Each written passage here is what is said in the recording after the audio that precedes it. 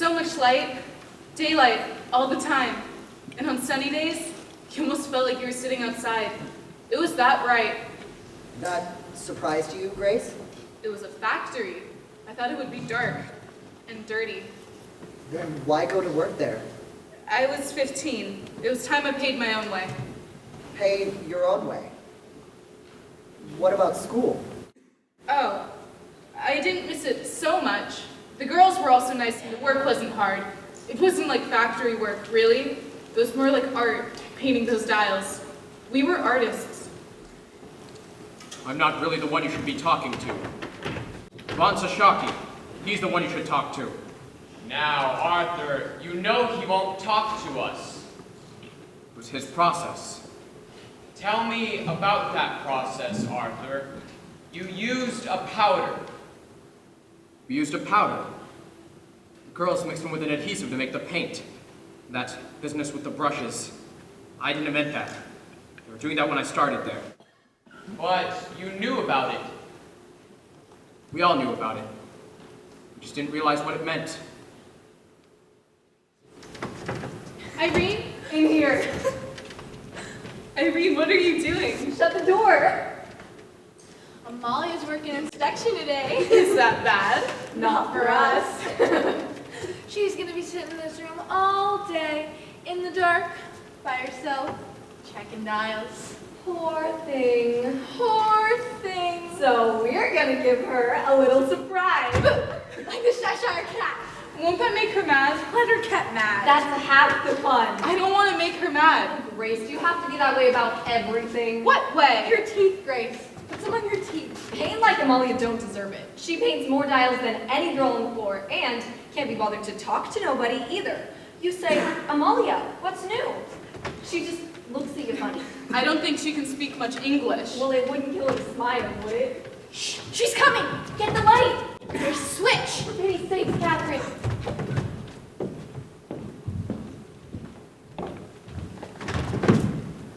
Oops, Mrs. McNeil. Right in your faces. Have you gone out of your minds? It was just a joke. Just a joke? A joke like that can lose a girl her job. Mrs. McNeil, I'm sure that's not necessary. I do not tolerate no foolishness, Doctor. Yeah, foolishness. Wir don't want. Do we? Mr. Reader, this is the inspection room. All the dials come here after painted. And here are some of the girls who should be working. Girls, this is Mr. Reader, my new vice president and your new plant manager. And I was just telling Mr. Reader what a fine bunch of girls we have here. I'm sure now he must think I'm halfway out of my mind. Mr. Reader, perhaps you have some words for the girls. Mrs. McNeil. Well, girls, this, paint you've been playing with, it's very expensive. You do realize this? Yes, sir. It takes several tons of ore to produce a single gram of radium. That's a lot of work. Hard work for the men in the extraction plant, but they do this work gladly. You understand why? Why they work so hard? What we're all working for? The war? That's right. The war. The dials you paint save lives, girls. Our boys in the field depend on them to read them in the dark. No mistaking what they see. Otherwise, some of those boys won't be coming home. So, girls, if you play around and don't take work seriously, well, you'll be playing into the hands of the Kaiser. And we don't want that, now do we? No, sir, I'm so sorry.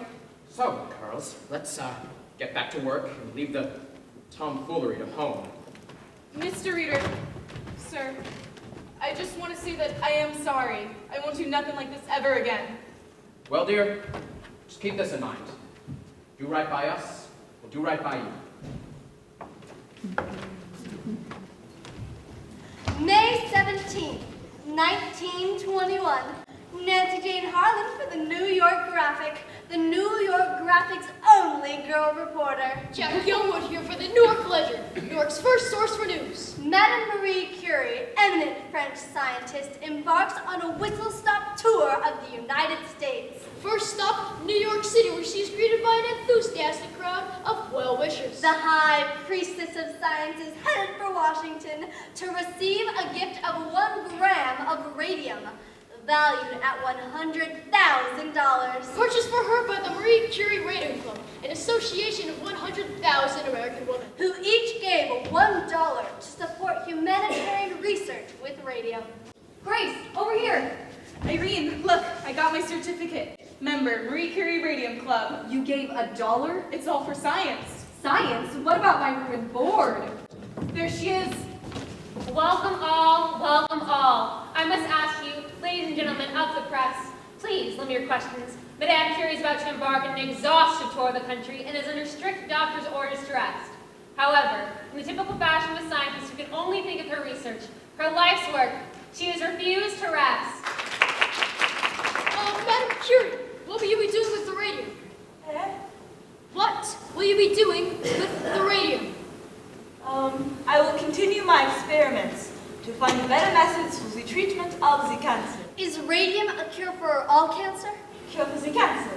Yes, that is so. Cure for the cancer. It has already cured all kinds of the cancer. But some doctors dispute that. They do not understand the method. There is no question. Radium will cure the cancer. Madam Curie, Madam Curie. Madam Curie, how have you managed to devote yourself both to science and to your children? It has not been easy. But my daughter share my gratitude towards the American woman and their interest in science and my work. I am most grateful. Madam Curie. Madam Curie. Madame Curie, no more questions. Madame Curie is on a tight schedule. Mrs. Andrew Carnegie is sent for a car and will personally escort Dr. Curie, as will I, to Washington, where President Harding will present her with the gift of 1 gram of radium.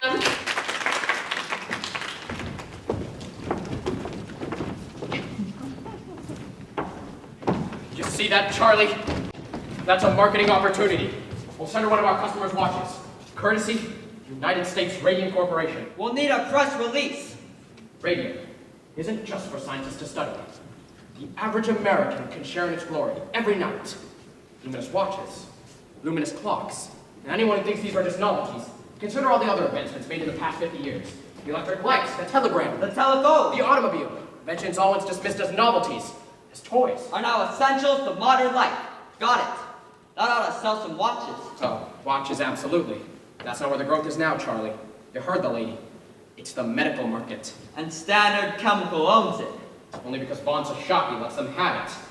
But, if we wanted to, we could take half their business. It's just a matter of positioning. Standard Chemical publishes its own journal, sends it out monthly to 12,000 doctors.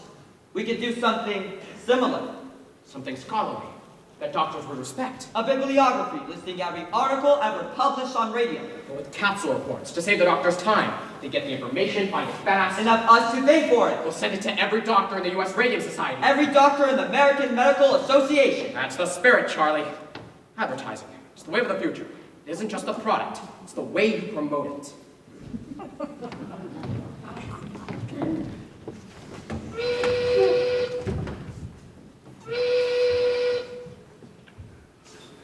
You should have seen it, Grace.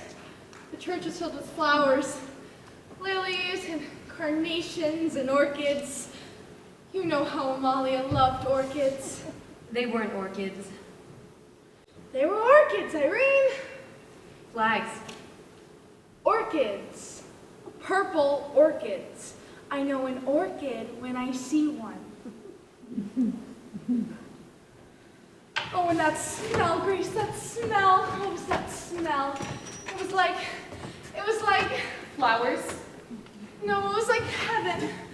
I was gonna say it was like heaven. Like heaven, Catherine. It was just a funeral. You make it out like it was some... Valentino picture. It wasn't just a funeral. It was Amalia's, and it was beautiful. The company sent a big spray of flowers too. Carnations. Mums. Yellow. Carnations. Those were mums. Well, it sounds like a nice service anyhow. Girls, the whistle's already gone. Now then, I've received new instructions this day. We're going back to the old way of putting the brushes. We was losing too much paint in the cloth. But Yes, Grace? Something you wish to say? Dr. Von Sashaki told me not to do that. He said it's unsanitary. Unsanitary? Well, I could hardly believe you'd say such a thing. We've been doing this as long as I've been here. You must have misunderstood him. Yes, ma'am. And you're not to get new brushes until you've done with the old. And they've got to be so bad that you can't get a point no more. You can't make quota like that. Well, you'll do your best then, since I have my instructions. I need a new brush. It's not for us to be asking questions, is it? It's for us to do work.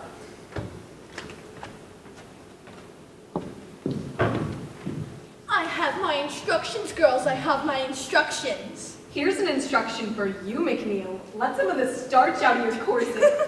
Was she at the service? McNeil, are you kidding? You think she'd cross the street for her own mother? Most everybody else was, though. You was about the only girl from the floor who wasn't there. I wanted to come, but Mom was working and I had to watch the little ones. You could have brought All us. 7. Well, if it was me, I'd have tried to get there. Just lay off. Grace feels bad as it is. Were many of the fellas there? Oh, yeah. Lots of fellas from downstairs. Mr. Roth from the front desk, Dr. Von Shockey was there, and Mr. Reader. And he left early. So, he was there all the same. Oh, and Grace, you know that fellow from Crystallizing? The one with the red hair. You know who I'm talking about? He was there. Oh, the tall fellow with the freckles. Snapped his fingers all the time. George. Jerry. I think it's George. It's Jerry. Jerry Malone, he's the one who was always talking to Molly in the day room. Oh, that's right. Oh, Grace. After the service was over, he goes up to the coffin and he goes like this. He goes like this. Like this he goes. No. Yes, really. Oh, for pity's sake. Well, he did, and nobody could believe it. So what if he did? So what? So what? He was in love with her, that's so what? Don't you think, Grace? I guess he had to be if he did that. Can you imagine? Can you imagine if he had loved her and never told her, never could bring himself to say, because she was so beautiful and he was so chef.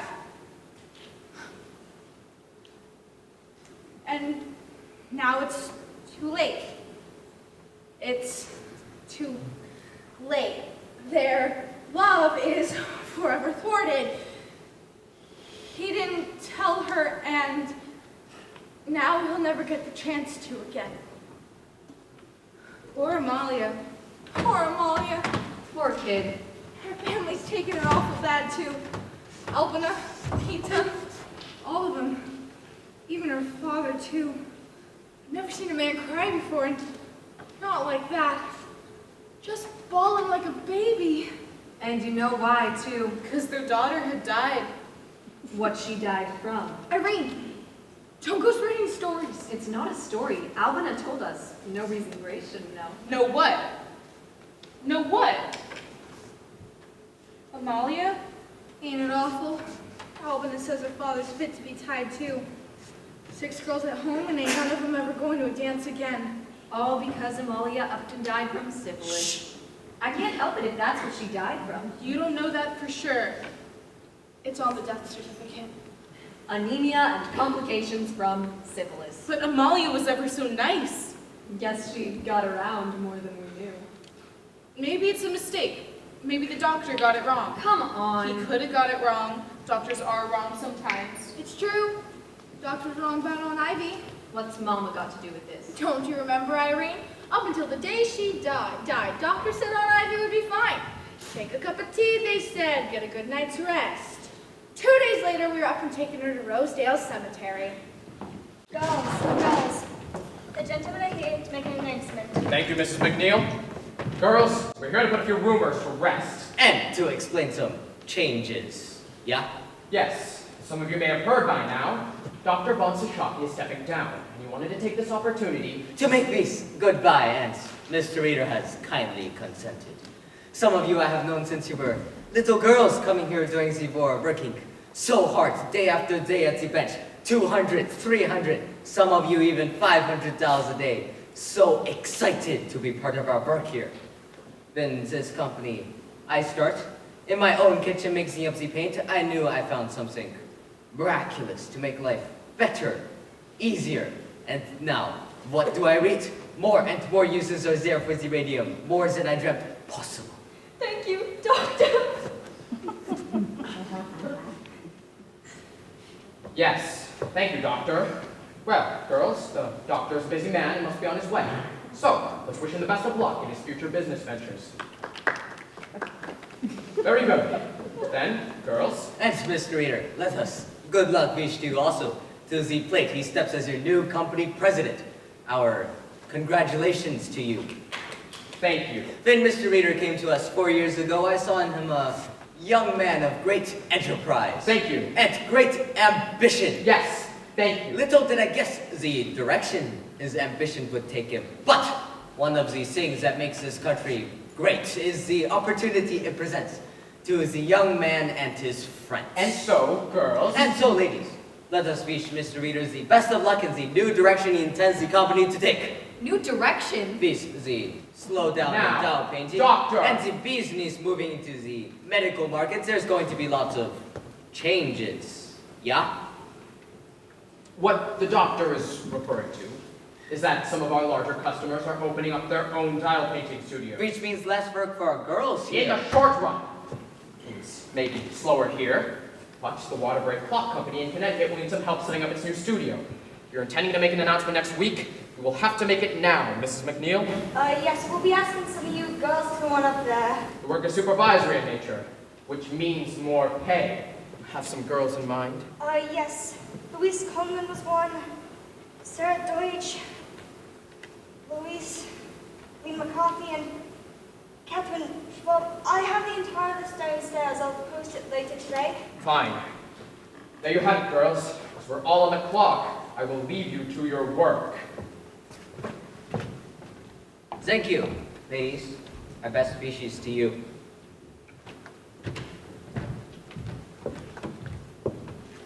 It's back to work with you girls. You gonna do it, Catherine? You gonna take that job? I don't know, Grace. Would you go all the way to Connecticut? I don't know. That's awful far from home. Tommy would have a fit. Oh, come on, Grace. It'd be fun. Don't you think, Irene? Irene? Irene, honey, you alright? Huh? Yeah, sure. Why wouldn't I be all right? What? Your mouth is bleeding.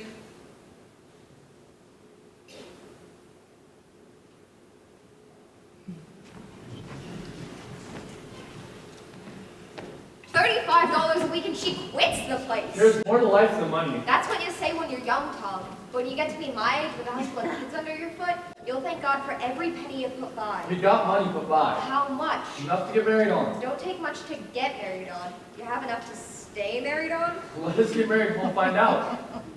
You still eating, Tommy? Good. You're gonna get fat. Gotta keep up his strength. He works hard for his money. Don't start, Mom. I didn't say nothing. It was your father who really hit the roof over He it. didn't hit the roof. You should have seen that man's face, Tom, when he found out Grace wasn't working at the plant no more. Most girls would give their eye teeth for a job like that. Good money, easy work, nice-looking fellas around the plant. Hey, you didn't tell me about them, Grace. They hardly seemed worth the mention. And she leaves it all behind for reasons unknown. I was tired of working up there, she says. Were you tired of the paycheck? I says, who needs a paycheck? She says, I got a boyfriend to take me out on Saturdays. She said that? No, I didn't. And for your information, I got a job. I start at the bank on Monday. Oh yeah, the bank.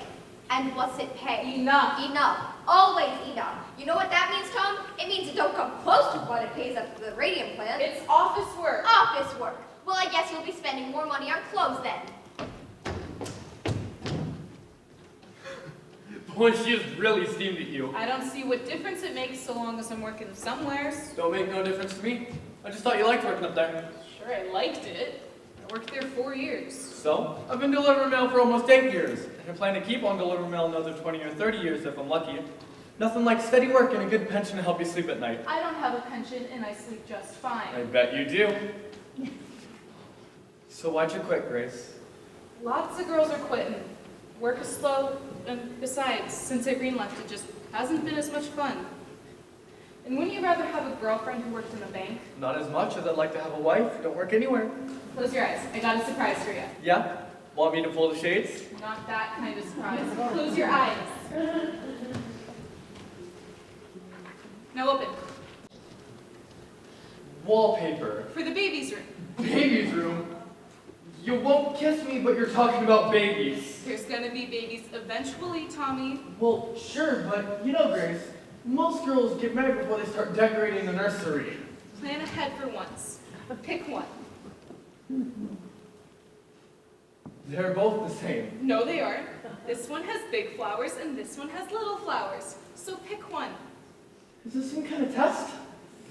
No, it's just wallpaper. It is some kind of test. Pick one, Tommy. That one. Really?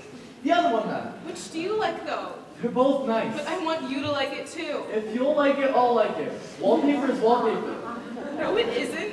You gotta pick something you can stand to look at for 20 years. Same way you pick women? Keep it up, smarty pants. You will never get that kiss. All right. That one. That one, hands down. I like it, too. A nice neutral yellow goes with either a boy or a girl. And until the baby comes, we could use the room for other things. Other things? Like what? Like a painting studio, maybe? The painting studio, maybe. Didn't you get enough paint at work? Not the kind I wanted to do. Tommy, at school I used to paint watercolors. But ever since I went to work, I just didn't have no time. But with watching the kids or helping Mom, once we get married, I just want some time. Just a little time to myself. So as I can do watercolors. Or oils, maybe. Maybe portraits in oil. I can paint your picture if you like. Sure. Paint a big picture, and we'll hang it in the outhouse. Our friends will come from all over just to use the can, so they can look at it. Oh, the way you talk sometimes. Oh, Grace, if you want to paint pictures. I ain't gonna stop you. You say that now, but once we're married, you'll change your tune. Sure, I'll be whistling Dixie. Wait till you come home some night, all wore out. Some Christmas maybe, when everyone on your route has had 3 times the mail. And maybe some dog took after you, or some old lady kept you waiting on her stoop telling you all about her grandchildren. And you wouldn't have the heart to tell you can't talk, I know you. So you come home, all cranky and late besides, hungry, want your dinner. And there I am, my easel set up in the kitchen, a drop cloth on the floor, and my plates all over the table. And your dinner is nowhere in sight. What would you say then? Better be a picture of me you're painting. I know what you'd say. Where's my dinner? That's what you'd say. Where's my dinner? Well, sure, but Grace, I would still admire your painting, just as one I admired on a full stomach is all. So how'd I do? Pick the right wallpaper? I don't know. I might go look at the stripes next. Stripes, polka dots, I don't care. Grace, let's just get married. You're plenty old enough. Tell your mom wait no more, or run off. Tommy, we are not running off. We're gonna do this right. A nice church wedding with flowers and music, and then a week at the seashore, just us. And after that, we'll get set up in our own place. You'll see, it'll be worth the wait. Your mouth hurting you? Yeah, the dentist wants to pull another tooth in the back. Well, what's a tooth?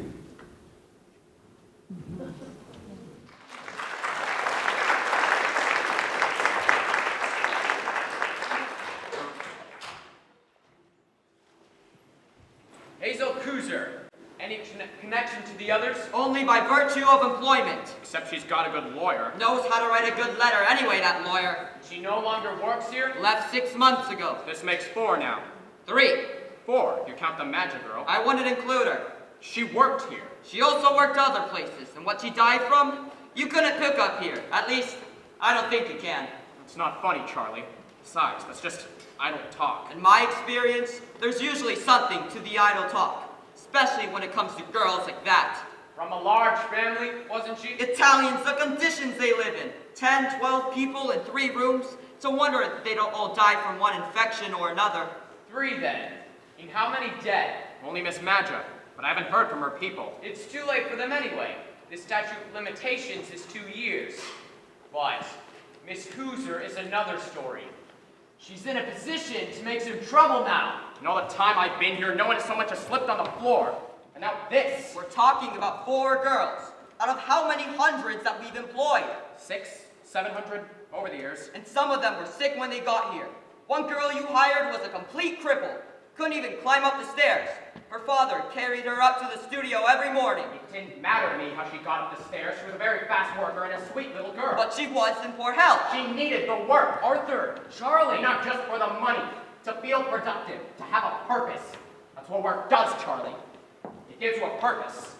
I don't see any reason why we should stop hiring girls like that. When they get sick, and try to blame us for it, you might want to reconsider that policy. Let's see what Dr. Drinker has to say.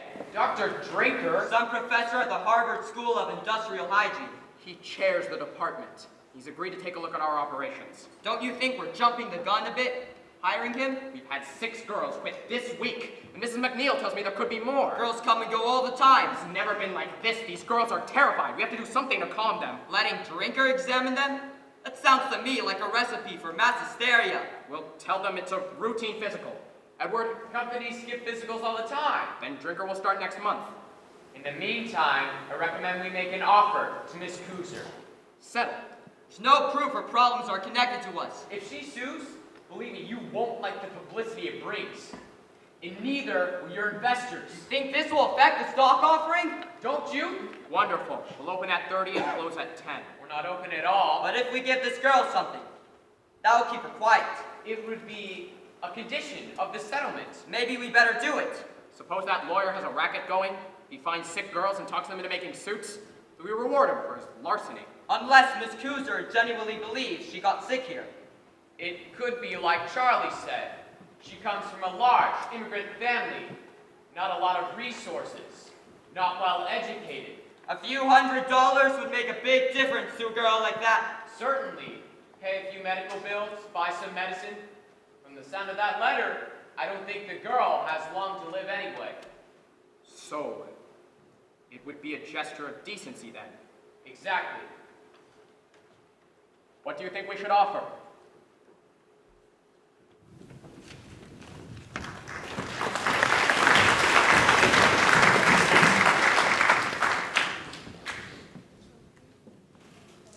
March 24th, 1924.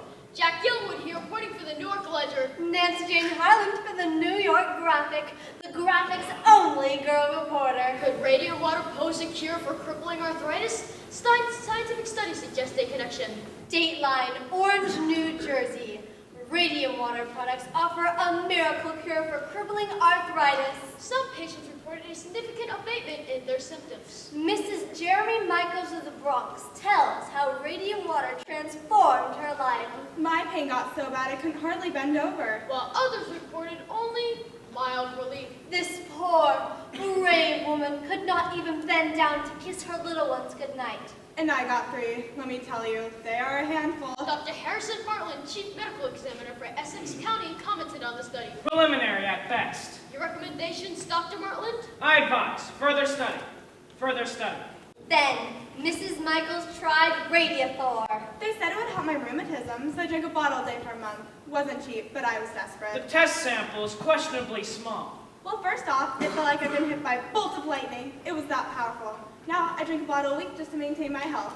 I hang laundry and scrub the kitchen floor, same way I always done. Dr. William J.A. Bailey of Orange, inventor of Radiathor, reports strong demands for his product. Dr. William Bailey of Orange announces sales of Radiathor exceed 100,000 cases worldwide. Radioactivity is one of the most remarkable agents in medical science.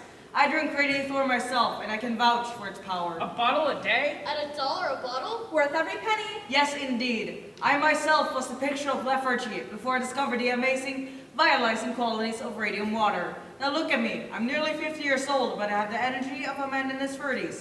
You rather look like a man in his 30s. Well, thanks.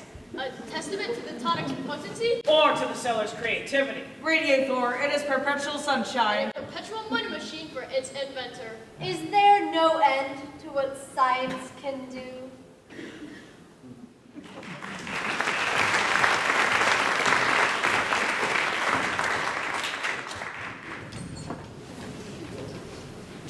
Maybe we should have made an appointment. Don't need no appointment. But it's a busy place, Catherine. If you don't have an appointment, maybe you should make one. Shouldn't need no appointment for something like this. I'm sorry, I couldn't find anything under Shaw. No, it's under Rudolph. Rudolph? The girl I'm asking about. Irene Rudolph. Did she file a complaint? No, the dentist did. The dentist. Dr. Neff, Irene's dentist. He said she might have had Fossy jaw and he was going to complain to the health department about it. When I asked him, he said he hadn't heard nothing. And it's been more than 6 months now. Fossy jaw, you say? Yes! Catherine, it could have been like your doctor said, a blood infection. Yeah, but that's the thing. What gave it to her? What's it from? From dirt. You get infections from dirt. From dirt? Her face swelled up like a pumpkin. Her jaw was so rotted she couldn't eat nothing. You think it's something like that from a little dirt? You get it from phosphorus. They're telling everybody that it's radium, the paint, but really, it's phosphorus, and that's what's making it glow. Honestly, Catherine, you can't really believe that. You saw her, Grace? Catherine, if it's really like what you say, then never let you work up there. Sure, they just shut the place down. Who's gonna shut it down? I don't know. The county? Honestly, Grace, you're such a ninny. Hey. How they gonna shut it down if they never knew about it? Ever think of that? Now come on. It's all right. She's got no right speaking to you that way. She's just upset. Upset? She's gone around the bend. She probably thinks they're dumping arsenic in the drinking water. Next it'll be they're kidnapping babies and using them to stoke the furnace. Go ahead and laugh. You won't be laughing so hard 6 months from now when it's you coming around here asking after Grace. Oh, for crying out loud. Catherine, it's just a toothache. Yeah, that's how it started for Irene. Just a toothache. You wait, Grace, you wait. You'll wake up one day, your gums hurting so bad you won't be able to open your mouth. So weak and sick you won't be able to stand up. Stop the it, pain's Catherine. so bad that you won't be able to sleep at night. And your face so swollen you won't be able to stand the sight of yourself. I said stop it! Grace is fine. Right, Gracie? Irene Rudolph, that's it. She worked at the radium plant. Yes, ma'am. Nothing. Huh? The company is in full compliance with all state health and labor regulations. They ordered an analysis of the paint. Can you see that? Miss, really? Who's Miss Young? The health officer, Miss. Paint is harmless compound of radium and zinc. As I was saying, the analysis shows that there's no phosphorus in the paint. There's no phosphorus anywhere on the plant. There. You see, Catherine? Miss Young toured the plant herself. She found nothing amiss. I'm sorry. Well, guess we can go get some lunch. I want to file another complaint. They already did an investigation. I want to file another complaint. Catherine. Oh, brother. These folks here, they're awful busy. I want to file another complaint. I just don't see what good this is going to do, Catherine, to make such a fuss this way. Grace! 3 surgeries and they wanted to cut her open again. She finally said no because she knew. What was left of her jaw was rotted so badly the smell was terrible, and Grace... The worst of it is I couldn't look at her. Irene was so afraid of being alone, but I left her alone. And Grace... When she died, it was the middle of the night, and nobody was with her.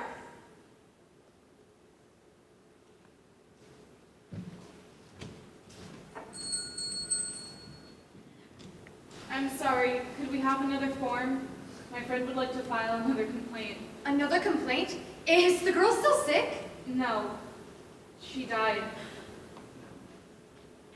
Wait right here.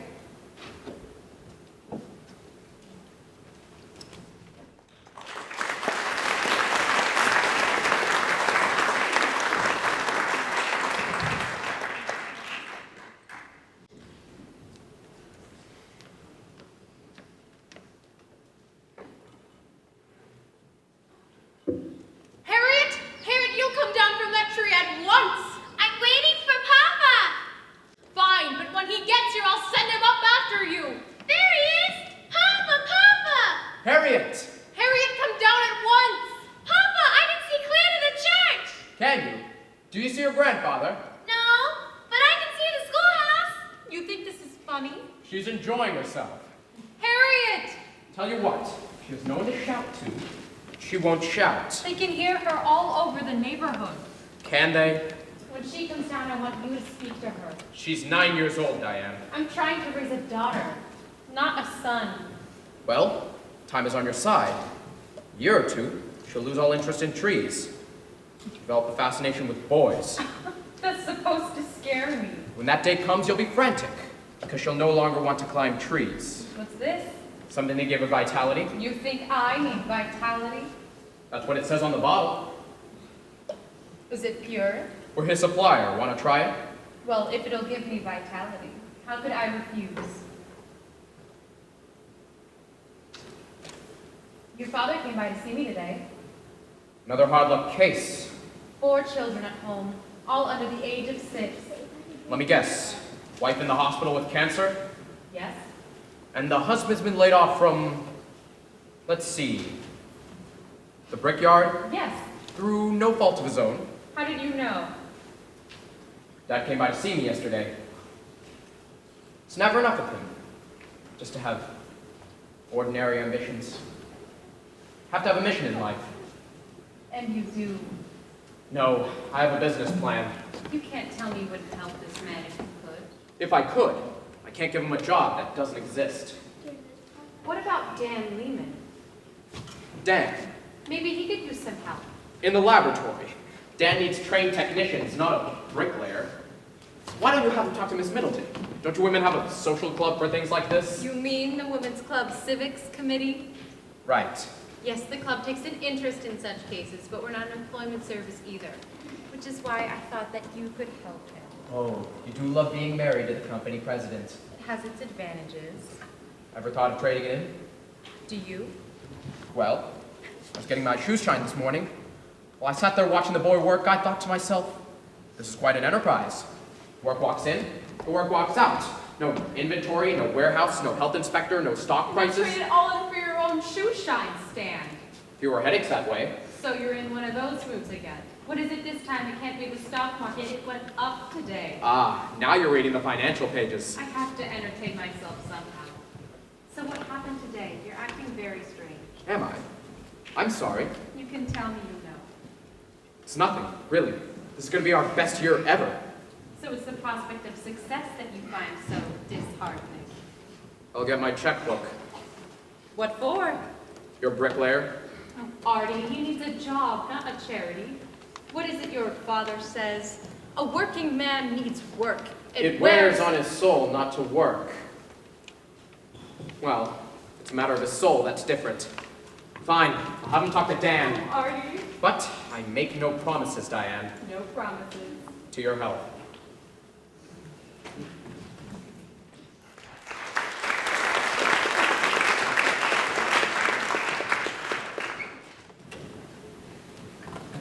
How long have you had this drainage? A week or 2. I heard something awful, Dr. Neff. Anything else bothering you? Back hurts some too. You're back now. You seen your regular doctor? He says it's nerves. Nerves? About my wedding and all? This ain't no case of nerves. I hope you told him that. What do you think? I think you better schedule that surgery. Couldn't we put it off till after my wedding? You don't have that surgery, you won't have no wedding. Huh? Miss Fryer, I want you to listen to me. Your jawbone is decaying. That's the black pus oozing out of your gums. It's the bone itself. That's impossible. To Mr. Arthur Reeder, U.S. Radium Corporation, from Dr. Cecil Drinker, Harvard University, enclosed is our report. Finally. We believe the trouble in your plant is due to the radium. Radium? It can't be bad as all that. This can't be. Put off the surgery and you will develop a septic condition. It could be fatal. The blood changes in your employees can be explained on no other grounds. Everything I've got, I've saved for my wedding. Photographic films carried by employees show heavy fogging. Well, I got a suggestion for you. And we suspect high levels of gamma radiation throughout the plant. Go to the radium plant and explain your situation. Go to the company? We realize no proof can be offered at present. Once they see what kind of shape you're in, This is impossible. they gotta feel obligated to help you out. But in view of the material in the literature, it's a mistake. And the facts disclosed by our investigation, I don't see how they can refuse. we recommend immediate and drastic remedial action. Look, if you want, I'll write to them for you. They can work for me. Just pay my bills directly. You think they do that? Charlie! They got a moral obligation, don't you think? I guess so. We'll do it right now. I'll get some paper. He has to be wrong. That's all. He's wrong. Charlie, he has to be wrong. You must have overlooked something. We're suffering from a new ailment caused by radium. It should occur generally throughout the plant. One would expect. There's several hundred milligrams in solution at all times in the big vats. Several hundred in ore, several hundred in crystallizing. The entire backyard is filled with tailings. Radium is present in good amounts all over the property. If it's the radium, then the incidence of illness should be highest in the laboratory. But no one there is sick. Then perhaps it's some combination of the radium with the zinc. Or something peculiar to our plant alone. Some kind of bacteria, perhaps. In the brushes. It can't be the radium. There are dozens of application plants across the country. None have ever reported anything like this. The Department of Labor wants to see the report? Yes. I'm aware. What are we gonna do? This tears us to pieces. How do we answer them? They want to see the report. So we send them this.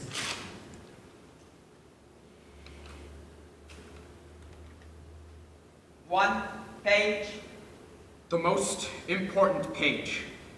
Drinker will never stand for this. Drinker works for us. This is a proprietary report. What we do with it is our business. But the Department of Labor, Arthur. We just need time, Charlie. Just a little time. They can shut us down for this. Scientists. Government men. No idea what it takes to run a business. No. Von Sashapi thought advertising was a dirty word. He laughed at the very idea of promotion. Can't tell you how many times I walked into that man's office and he turned a deaf ear to everything I told him. We showed him, Charlie. We showed him. Look at us. We are the world's largest single supplier of radium. The largest in the world. Do you know what it took for us to get here? Do you think I'm going to stand idly by and let my good name be dragged through the mud?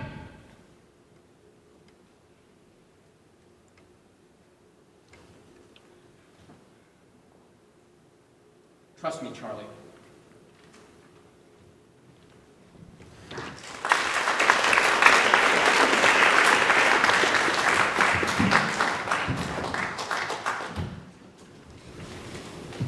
Dr. Flynn, it's awful nice of you to come all this way. Not at all, my dear, not at all. I told the surgeon he was coming over, so he gave me the results of my blood work. Excellent.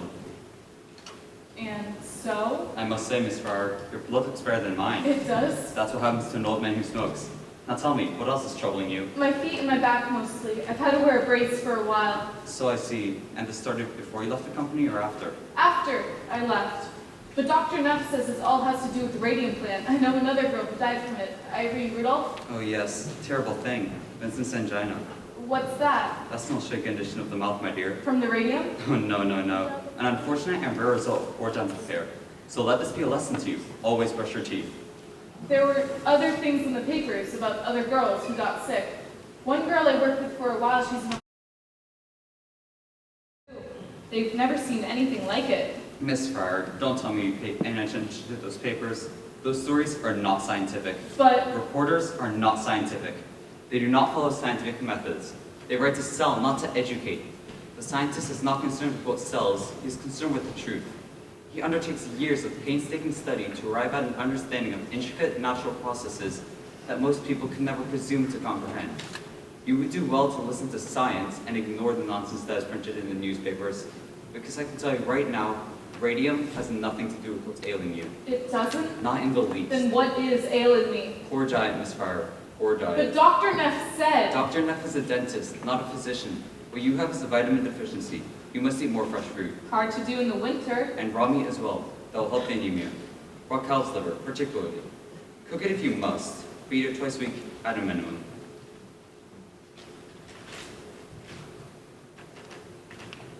No. I'm a scientist, Miss Farrar, and I take a purely scientific interest in this situation. By allowing me to examine you, you are helping me to advance my own studies. I thank you. Call me anytime, day or night. Okay, Dr. Flynn, thanks. Happy to be of service, my dear. Dr. Frederick Flynn, PhD, Physiology, Columbia University. PhD? That's not a real doctor. My finding, Mr. Reader. He's seen half a dozen girls who used to work at the plant. Word I hear is working for the company. An objective evaluation, I trust? The source of my funding has no bearing on my research. And I let that fella examine me. I never examined her, per se. It was not a medical examination, per se. Nevertheless, you were able to offer her some useful advice? I did my best for her. And every girl he sees, it's the same thing. Nothing wrong with you. Your blood is better than mine, he says. And how are you doing on the rest of the report? The animal studies I conducted revealed no adverse effects from the radium. The problem, as you suspected, is one of personal hygiene only. I can't believe somebody would do that to you. Straight up lie to you like this. Nothing surprises me. It's exactly like you said, Catherine. Those people will say anything. They'll do anything. Except the right thing. Well, we're gonna make them. We're gonna make sure somebody hears about this. Well, I am most grateful, Dr. Flynn. But I am particularly grateful to hear that the young lady you examined is doing so much better. Didn't examine her. No. I merely consulted with her. All the same, she is doing much better, isn't she? From what I can see, Mr. Reader, she appears to be on the road to recovery. Excellent. Here's my statement of fees and expenses. Mr. Lee will draw you a check.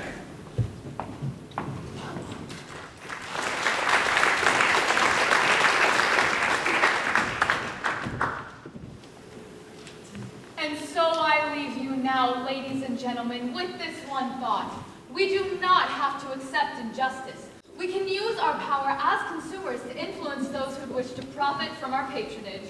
Thank you. Thank you, Miss Wiley, and thank you again to the New Jersey's Consumers League for another job well done.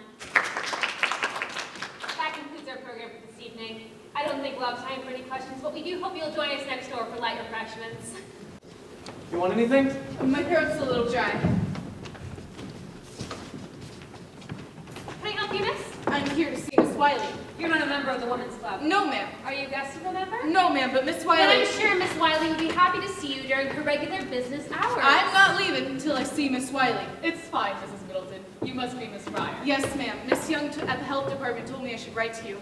I know I should have stopped by your office, but I've missed so much work lately and didn't want to miss no more. Oh, no need to apologize. I've been meaning to call you myself. Please, sit down. Me and Catherine, we wrote to the company about our troubles, but we never heard nothing. So then we went to see a couple lawyers, only they all said they couldn't help us because it's been so long since we left the plant. Something about the law won't allow it? The statute of limitations. Right. And one lawyer, he said he would try to help us anyhow, only he wants $1,000 up front. I already spent everything I saved for my wedding on doctors and dentists and hospitals, and I still don't know what's wrong exactly. And Tom, that's my fella, he says he don't care. He says he wants to get married anyhow. But I just wonder, what good would I do him like this? Miss Wiley, if I could just get some compensation, then I could settle my debts, and maybe I wouldn't feel like I was saddling him with such a burden. I'm sorry to rattle on at you about these things. I'm just so tired of being pushed around. I don't blame you. Miss Young, she said the Consumers League has, what did she say, clout? I'd like to think so. We've certainly had our fair share of successes. You can help us then? Tell me, Miss Fryer, just how far are you willing to go with this? Ma'am. Let's say I find a lawyer to take your case. Take it on a contingency. You wouldn't have to pay him unless you won. Would you be willing to sue? I want my compensation. Of course you do. Now let's say the company comes to you and says, here's some money. Only you are to tell no one of what we've agreed to. You are to tell no one of how you got sick. Keep it quiet, you mean? Yes. That don't seem right. It's not right, but it's what they'll do. They'll try to buy your silence, Miss Fryer. Is it for sale? No. No, ma'am, it isn't. Good. You will help us then. I think I can help you if you're willing to take some chances. Chances? Miss Fryer, I think if you're willing to set aside your own need just for the moment, we can stop this company dead in their tracks. What do I have to do? We start by putting you on page 1. Page 1? You wanted to talk to the newspaper? Not just one newspaper, many newspapers. Is that really necessary? All we want is for Grace to get her compensation. Let her finish. I understand your concerns, but the U.S. Radium Corporation has already shown that it's willing to go to great lengths to protect itself. No, I'm afraid the only way we'll get to them is to hit them where it hurts most. Their public image. When every newspaper in America tells your story, how you suffered, how you were sorely treated, how the company denied all responsibility. Believe me, Miss Fryer, when that happens, Arthur Rita will come to this table with his hat in his hands.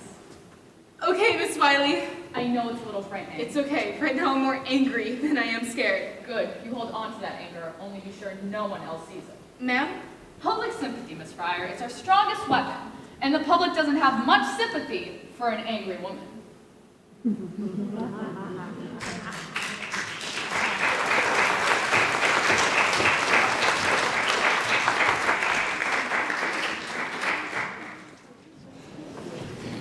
December 4th, 1927. Jack Gilwood here, reporting for the North Ledger. Nancy Jane Harlan for the New York Graphic. On the strange case of the Radium Girls, who claimed they were poisoned at the hands of their employer. Now seek their day in court. $250,000. That is the price tag on their suffering. $250,000. Ask me, it's all a sham. We're What do you mean? Those girls are very sick. Sick of working, sure. Doctors say the Radium Girls only have a year to live. Only 1 year to live and 250 grand to spend. What would you do with that kind of money? What would you do to ease your last suffering days on Earth?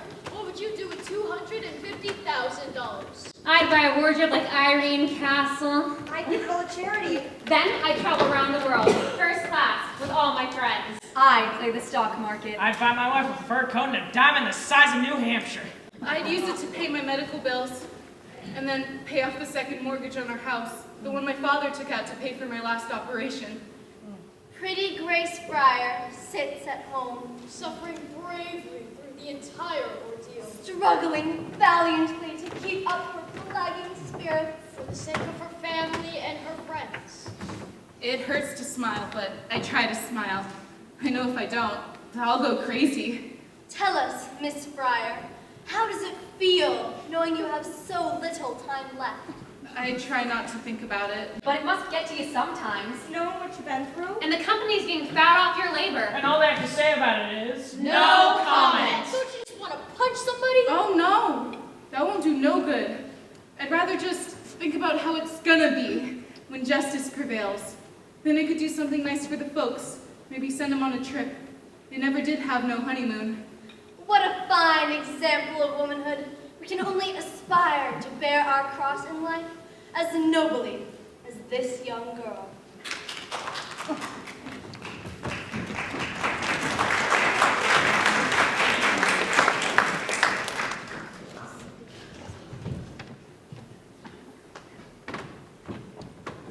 Mr. Barry, I must object to this kind of histrionics.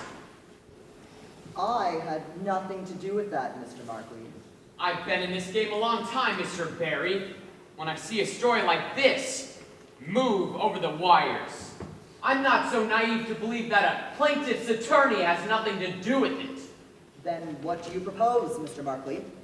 $1,500 for each girl. $1,500? That's not even a year's wages. We think it's very generous, considering your case won't survive the statute of limitations. This is a case in equity, sir. The Chancery Court will come to a different conclusion. The Chancery Court can't rewrite the law, and the law is clear. 2 years from the date of injury, your clients are out of time. 2 years from the date the cause of injury was discovered. Very creative, Mr. Barry. Very clever. I have to admire your imagination, but you've a long way to go before you convince the judge. And in the meantime, Mr. Markley, the press will continue to take a great interest in this case and the company's complete indifference towards its workers. No doubt that'll prove to be great press for the Consumers League.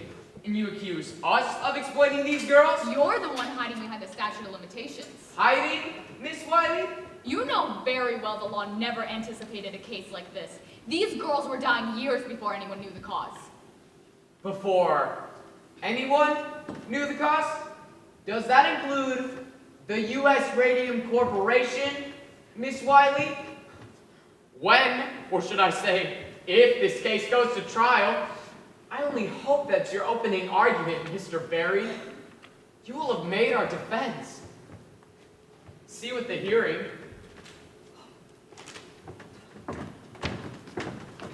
The arrogance of that man. Tell me again the purpose of these articles, Miss Wiley. Public sympathy, Mr. Barry. It's the engine of reform. You are antagonizing the company. The strategy is working. And what about these girls? How does it help them to read in a dozen different newspapers every day that they have so little time to live? Mr. Barry, surely you can see that the U.S. Radium Corporation cares very little for the girls they've poisoned. But the average housewife in Orange cares very deeply, and so do millions of other women across the country. These women shop. They buy watches. Markley can be as smug as he likes, but the Consumers League campaign will lead to only one outcome. And he knows it. That's why he was here today. I only hope you're right, Miss Wiley. Public sympathy, Mr. Barry. Wait and see.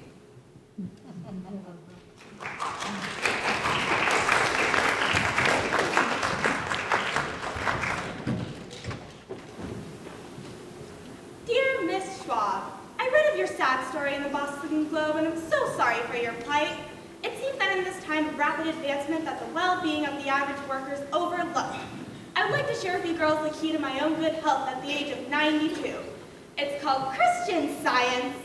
Dear Miss Flack, I read of your woeful situation in the Atlanta Constitution. I'm prepared to offer you a solution. Phenacine! A wonder tonic made from all natural ingredients. Phenacine will help restore your health and vitality. We are prepared to offer you girls a lifetime supply of Phenacine in exchange for the exclusive rights to use your pictures in our advertisements.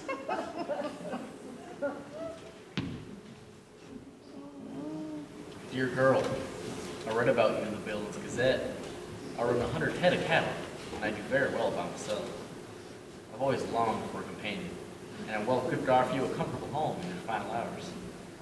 A girl like you suffered so much. Don't you think you deserve a few fleeting hours of happiness? Sincerely, your admirer, Leonard F. Watkins. P.S. Enclosed is my picture. Look at this, Catherine. This man actually sent a picture. You all right, Catherine? Bleeding again. Should I get the nurse? It's done this before. It'll stop. Maybe we should go. No, don't go. Don't you need to sleep? Who can sleep? I never sleep. Well, you'll sleep tomorrow. Yeah.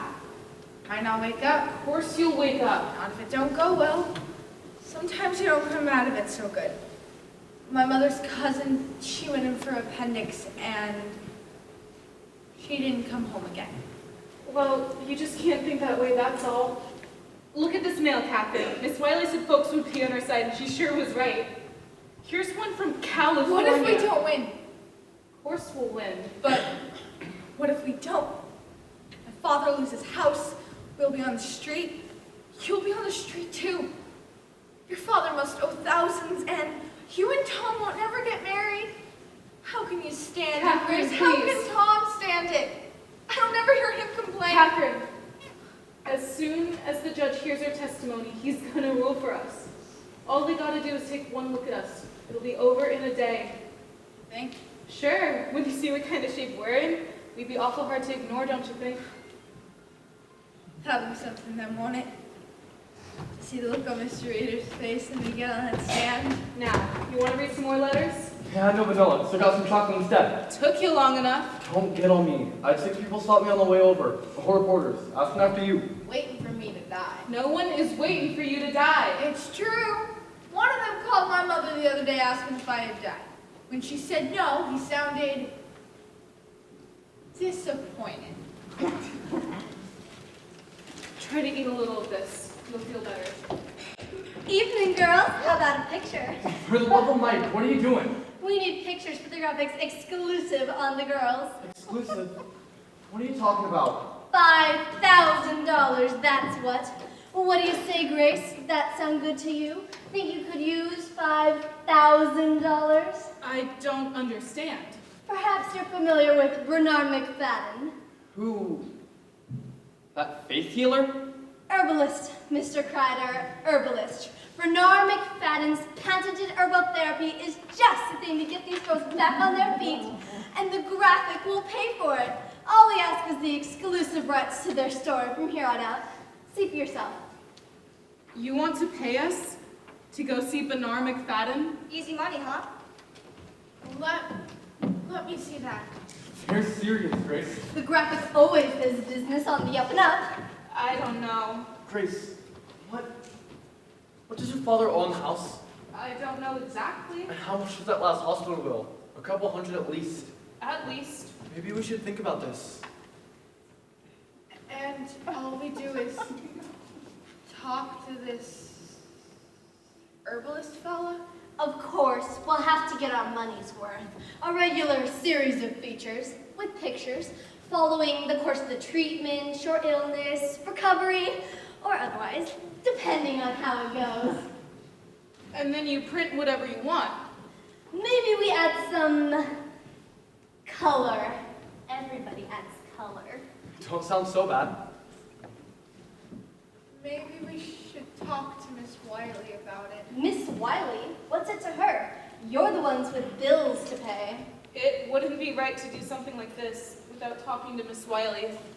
You're a big girl, Grace. Can't you make your own decisions? Of course I can make my own decisions. You'd take it if it came from the company. The company owes a lot more than that. If you ever see it. Grace. Maybe we should do it. It just don't feel right. You're gonna talk to the reporters anyhow. Why not get something from it? He's right, you know. Why give away your story for free when people are crazy to read it? Believe me, you girls could cash in big. The day we ran the feature on you, bang! Sold out every copy at every newsstand. Everybody can sympathize with the plight of some poor, sick girl facing certain death with no hope of fulfillment in motherhood. I'd like you to go now. My friend is tired. She needs to rest. Grace, at least think about this. Sure, think it over. I understand. You're worried about what people will say. But hey, you gotta think about your own interests here. There's no reason you girls shouldn't get something out of all this. Look out for number one.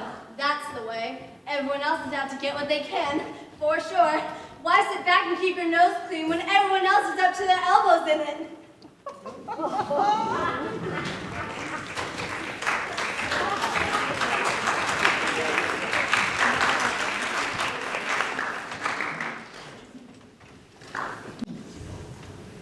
Gentlemen, I have treated a number of the girls who claimed they got sick here. One of them, the girl's jaw had grown so bad, I removed it just by lifting the bone out of her mouth. As you can see. That's all right, Dr. Neff. You can put that away. Perhaps you'd rather look at it on the x-ray. This was an expensive case to treat, and I never did get no compensation. The girl died, her family never paid it. I sympathize, Dr. Neff, but what has that to do with us? Hear this straight. There's going to be a lot more girls coming out and saying they got sick here. So maybe we can do business. I scratch your back, you scratch mine. That sort of thing.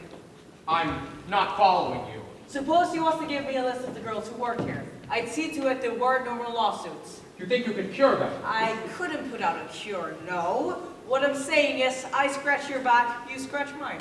How so, Dr. Neff? I would examine them for radium necrosis, and then I would come up with a favorable diagnosis for you. Pyorrhea, say, or something else.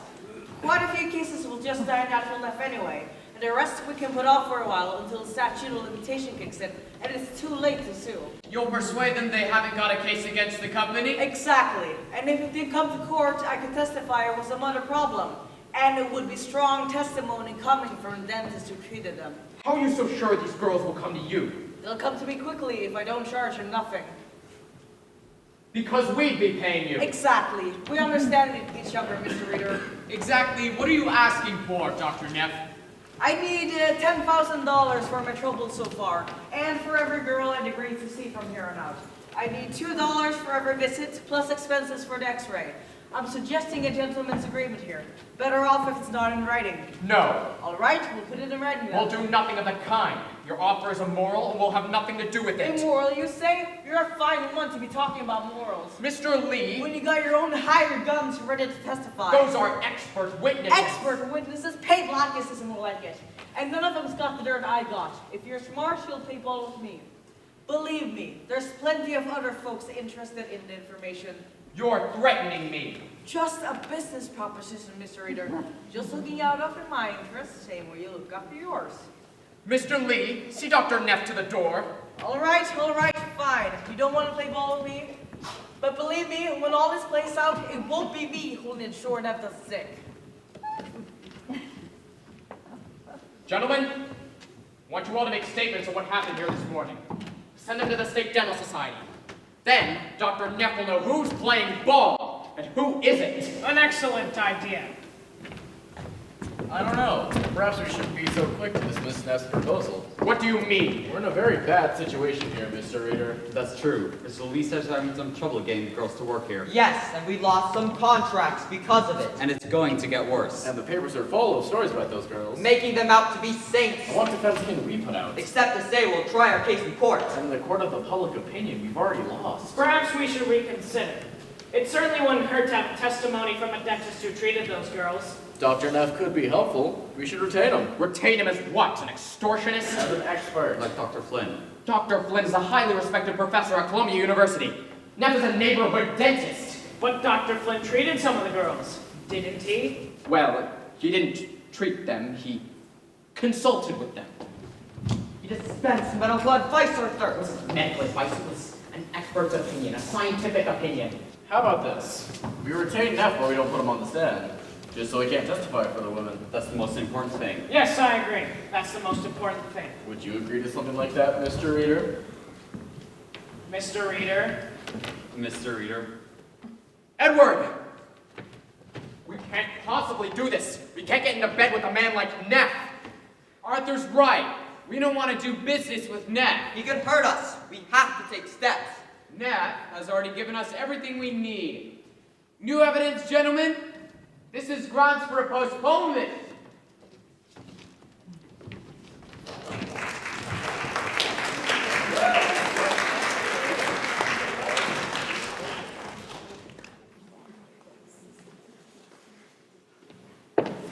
Months. 3 months to study an X-ray. It's outrageous.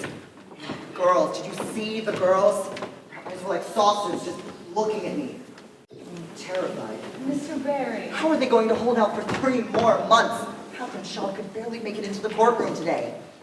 Grace, she was trying so hard not to cry. Because I had all the answers. Go home, girls, get some rest. The best I could do was get some rest. You're doing wonderfully, Mr. Barry. It's a difficult I don't understand people like Markley and Reader. How are you inside of game? With those poor girls sitting right there. Maybe this is not this way. I received a letter. I think the company would be eager to take care of this, with the kind of publicity it's gotten. But Markley seems to enjoy the sport of it. What he can get away with. It's cold. It's very cold. Mr. Barry. What's this? It's from Mrs. Drinker. Mrs. Cecil Drinker of Harvard University. She's an industrial hygienist also. She worked with Dr. Drinker on the case study of the radium plant. It was a joint effort, actually. That's very interesting, Miss Wiley, but I'm afraid we've already seen this document. It has nothing in it that can help us. You've only seen part of it, Mr. Barry. This is the complete report. Mrs. Drinker has been following her story very closely and was particularly disturbed to read that last article in the Ledger that says her study clears the company. Who doctored the report? Reader doctored the report. Apparently he took 1 page listing off the blood conditions of a dozen employees and passed it off as the entire thing. By itself, it doesn't look so bad, but as a whole, it's a somewhat different picture. We can use this. Yeah, that'll impress the judge. The judge? Miss Wiley, I am not waiting 3 months to make use of this information. I want you to call that contact you have at the New York World. If the reader won't let us present our evidence in the courtroom, then he can read about it in the newspaper.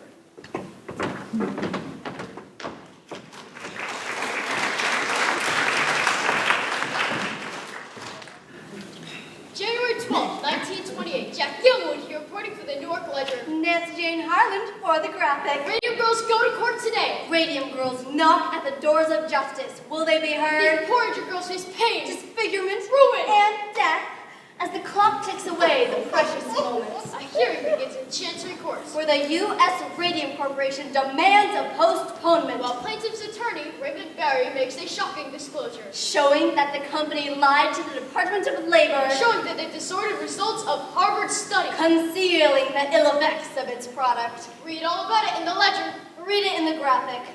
We care because you care.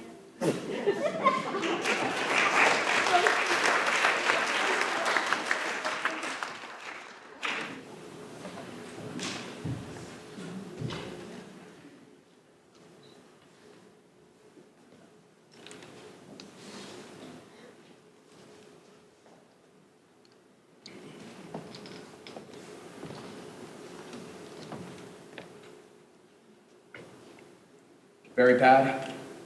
You didn't read it? Make a point not to these days. If only other people would do the same. Mrs. Mitchell from across the street, she walked right past me this morning. Didn't say a word to me. I know she saw me. And the women at the market, and the green grocer, the way they glance at each other. And at the club, Mrs. Middleton and the other ladies. The whispers. Why don't you put that away?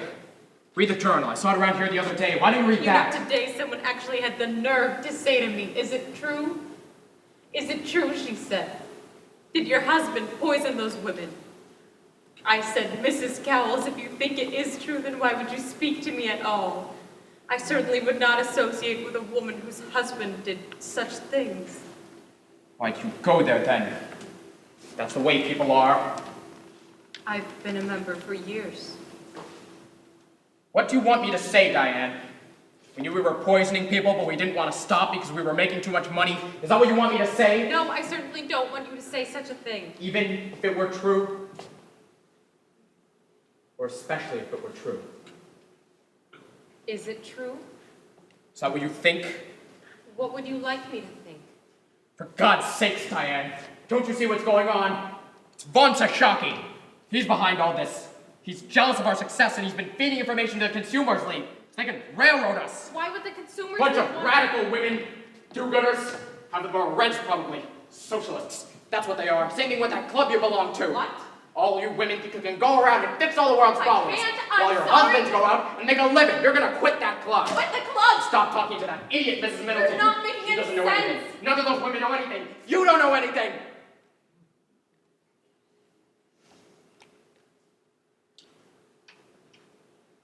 Did you lie to the Department of Labor? What? Did you lie? I didn't lie, just didn't agree with Drinker's results. Arthur. I have a fiduciary duty to this company. I can't listen to this. Diane, I have articles.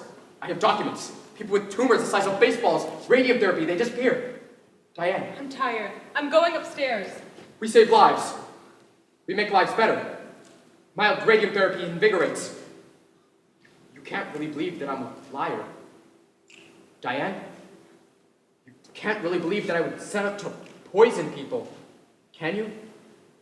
Diane? No. Do you think that I would ever do anything to hurt you? Or to hurt Harriet? Certainly not. Then? 13 girls have died. People die every day. The newspapers are full of death notices. Young, old, infants, children younger than Harriet die every day. But they worked for you, Arthur. They also worked other places. I have a report from Columbia University, an expert in industrial hygiene, just like Drinker, who says there's no connection between our plant and these illnesses. Would you like to see the report? Then what could the cause be? I don't know, Diane. I really don't know. I've done everything I could to find out, and no one knows.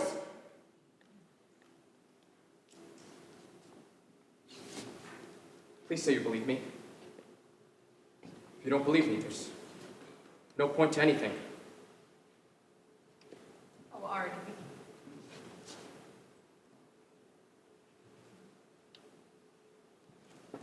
Remember the day I told my father I wasn't going into the ministry? What you said to me that day? You can do as much good in a boardroom as you can in a church. You remember? You think I would forget? God, I was such a scared kid back then. He was an icon. If it weren't for you, I don't think I could have stood up to him. I'm sure you would have, Artie. I know you would have. Ever since then, he's been looking for signs. That my soul is lost. You don't believe that, do you? That my soul is lost. You're a good man, Artie. You save lives, Diane. No, you save lives. It's all for you. You know that? Everything I do, it always has been. I know.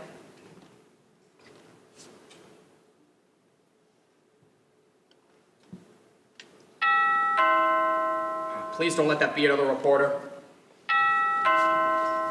Don't answer it. Arthur! Is that Mr. Lee? Charlie, for God's sakes! I just got off the telephone with someone from the ledger. This couldn't wait until morning. I'm sorry. Good evening. Mr. Lee? It's Dr. Lehman. Dan? He's dead, Arthur. What? He died this morning. Charlie, that's not possible. We saw him just last week. He was just here a month ago for cards. He was just here. Martlin's already done the autopsy. He says it was a severe anemia. He's blaming the radium. The ledger's going to run it on page 1. I told the reporter we would issue a statement at 8 o'clock. That's when he needs it, so it can run tomorrow. When are the services? Sorry? The services. I don't know. We'll send flowers. Diane? Of course. I'll call Louise. Yes, that's right. Call Louise. Oh, poor Louise. I should go see her right now. We should both go see her right now. I wouldn't do that. Why ever not? She's planning to sue. Louise? The reporter from the Ledger told me. She's filing the wrongful death action. I worked up a statement for the paper. Company chemist for 8 years. Always in poor health. Recently in decline. But Dan was never sick leave.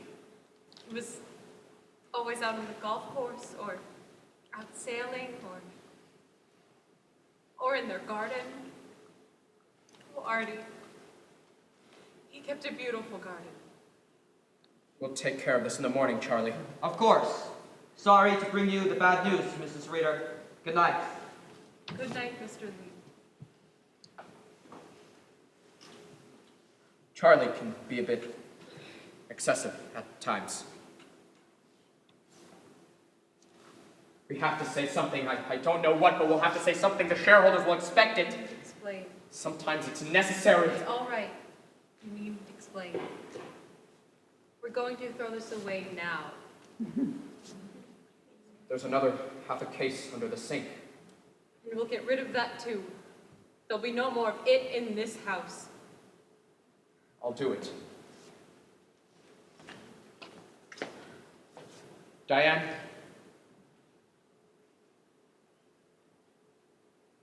I'm in too far to quit. I really didn't expect you to.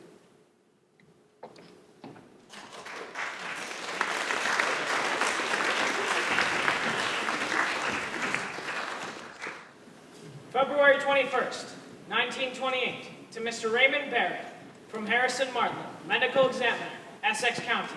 We examined the remains of deceased Amalia Maja. Our study reveals the following.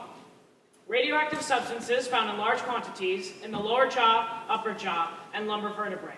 No evidence of syphilis was found. Body is radioactive. Bones of dead girl kick off gamma rays. Catherine Wiley of Consumers League declares new evidence showed company lied. Dr. Joseph Neff, a Newark dentist who treated Amalia, has turned over portions of a jawbone removed from her mouth. This x-ray film shows that the bones are still radioactive 5 years after the girl died. Will this make your case? Will this force a settlement? Make our case? No, this gentleman will make our case. Last night, in a graphic exclusive, the founder of the U.S. Radium Corporation broke his long silence with this shocking announcement. Radium is one of the most dangerous substances known to man. Dr. Bond say shocking. Is it true you assisted with the autopsy? Yeah, and given my expertise in the radium extraction, I was able to determine that Miss Bergia has absorbed enough radium to kill 10 people. Doctor, what does this say for mild radium therapy? Are you now advising against it? Radium is responsible for the deaths of these poor girls. It should be considered the most dangerous substance. Do you agree with the doctor's prognosis that the Radium Girls have only a year to live? From what I've seen, they'll be lucky to last that long.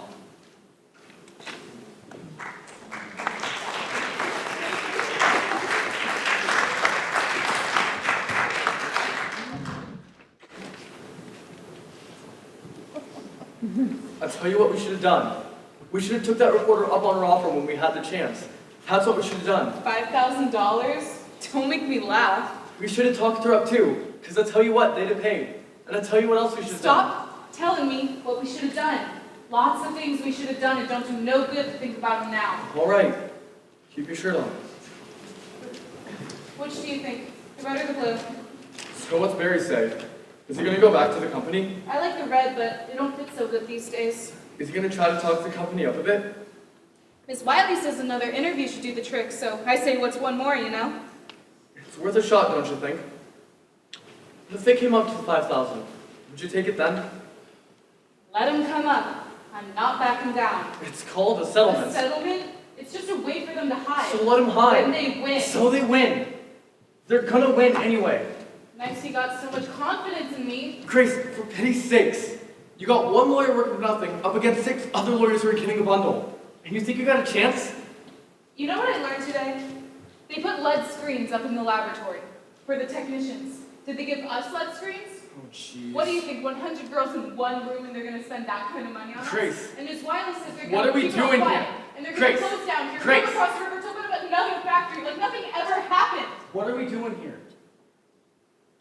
I thought the idea was you get some money to settle your debts, get a better doctor, and we get on with things. Get on with things? You're still wearing my ring. Oh. Tommy. Grace, there's a house for sale in my brother's neighborhood. 2 rooms up, 2 rooms down. Not much, but it's a start. You'll like it. It's already got plywood wallpaper. Best of all, it's only 3 blocks from the school. The school? What do we need with the school? Plan ahead for once. Tommy, what do you think is going to happen after all of this is over? Do you think everything will just go back to the way things were? Why wouldn't it? I gotta see the surgeon again. Uh-huh. I got some fluid. He's gonna drain it. Okay. And then he says there'll be more. So we'll deal with it when it comes. Still more and more and still more. And why can't you see that? How can you talk about buying houses and getting married when you know there's nothing? Grace, I can't think about that now. I want to come home to you, to my wife, my home. I'm too old to be living this in-between life. I promise, Grace, I'll do whatever it takes to make it easier for you.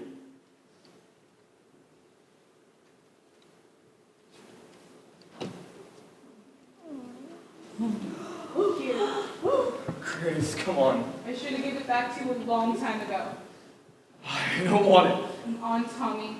Are you gonna make me say it? You need some rest. That's it, you're not getting enough sleep. I'll be back to you tomorrow. Tommy! Get some sleep! Tommy, don't do this to me! Tommy!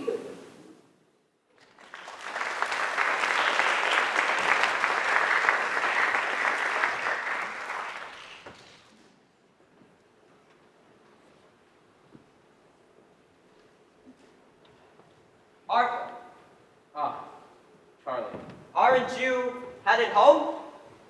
Charlie, I've been thinking it over. I think we're taking the wrong approach here. We should settle.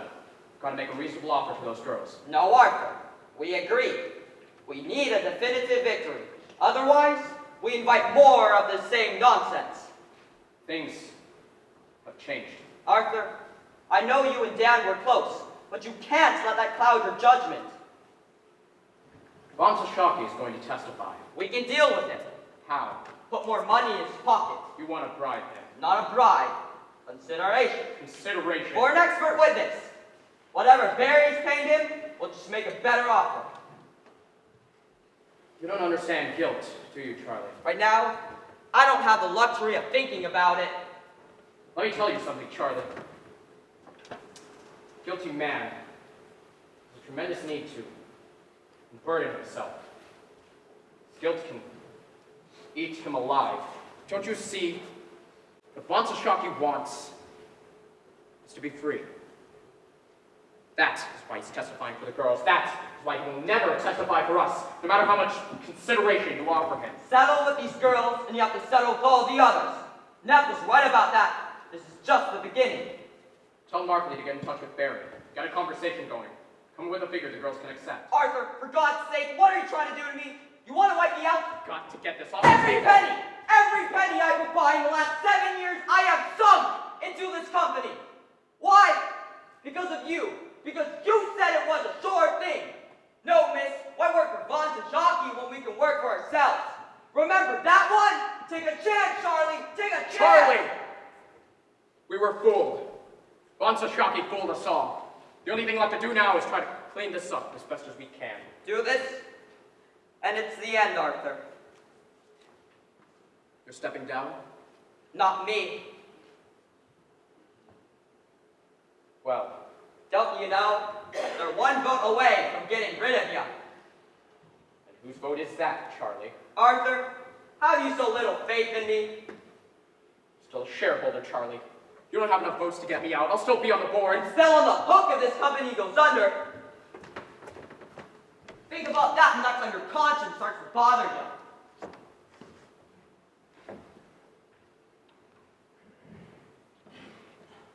March 15th, 1928. To Raymond Berry, attorney at law. From Edward Markley, Council, U.S. Radium. One of our expert witnesses has encountered a serious scheduling conflict which makes it impossible for him to testify in April. We have therefore requested an extension until June. As for your request for a settlement, every case involves some humanitarian aspect. Therefore, I am afraid that cannot be the basis for settling this one. But I have no doubt you will be rewarded for the great work you are doing. If not in this world, then in the next.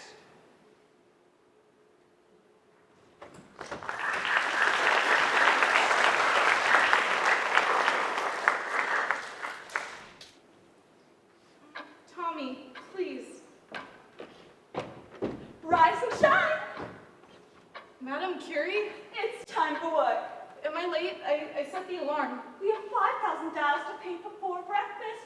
Up, up, up. It's all for the welfare. Please, I'm so very tired. No complaining. Good soldiers don't complain. But I'm dying. And who isn't? Get up, Grace. Irene?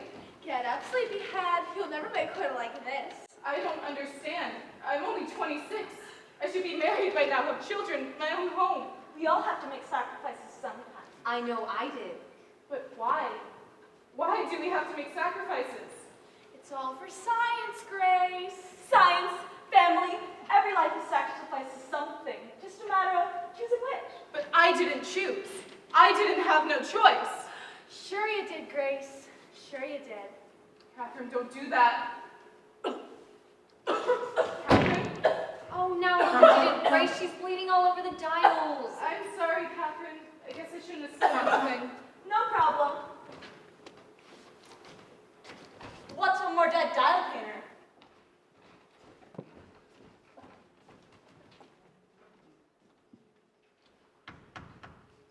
Grace, Mama. Mr. Markley will be here any minute. Mr. Markley? He's bringing the papers for you to sign. Did you fall asleep? Has Miss Wiley been by? Miss Wiley? About Catherine. She told me she might stop by. Has she come by? She might have. Don't you know? Someone came to the door a little while ago. I think your brother answered it. Look, Grace, you gotta get ready. They took Catherine back to the hospital last night. I know, dear. I know. After you talk to Mr. Markley, we can go and see how she is. Grace, put a comfort out here. I dreamt she died. Grace, don't speak of such things. If she dies, it's over. We're 3 months behind on mortgage, Grace. I know. We can't let this go on. $1,500. Not even a year's wages. Well, it's better than nothing, ain't it? Is that all I'm worth to you? Better than nothing? Of course not. Sweetheart. But we gotta be realistic. At the rate things are going, we'll never get into that courtroom. And even if you do, you can't prove nothing. Mr. Barry thinks we can. Mr. Barry ain't paying the bills. There's the doctor, and the bank, and the woman. We can't expect people to treat us like charity just because they're sick. I'm not asking for charity, Ma. I just want what's owed to me. Grace, I know it feels like you're letting Catherine down. But if she decided to take the company's offer, would you hold it against her? No, you wouldn't. Now, we'll take the check, pay the bills, and whatever's left over, we'll give to you and Tom. A little something to get you started. There's nothing to start, Ma. Why do you have to be so hard on Tommy? Ma, please don't. Can't you see he just can't face the thought of you not being with us anymore? I have to face it. Why can't he? Do something with your hair, Grace.